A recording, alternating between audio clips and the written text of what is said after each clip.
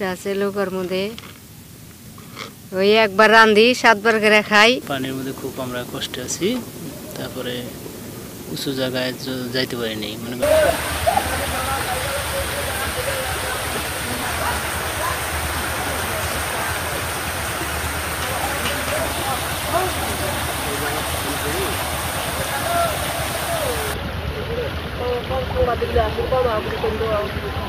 হ্যাঁ, এই নুনটা হাতিয়া আমরা এই কয়টা হয়ে খাই ফেরা চলবে এখানে।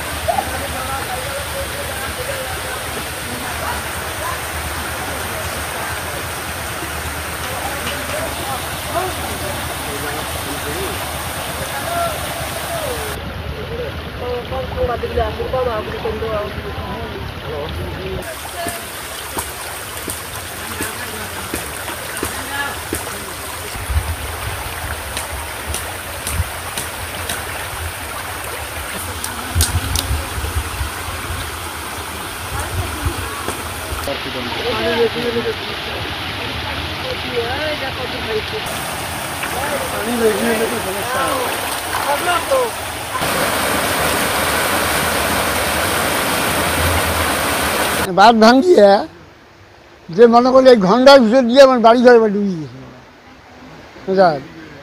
এখন কোনো পাশে যাওয়ার কায়দা নেই, রাস্তার উপর মানে এক হাঁটু এক কোমর পানি গেছে। কষ্ট আছে লোকের মধ্যে। ওই একবার রাঁধি 7 বার করে খাই, তাও ওই বাচ্চারা ওইখানে ভাত খাইতেছে না।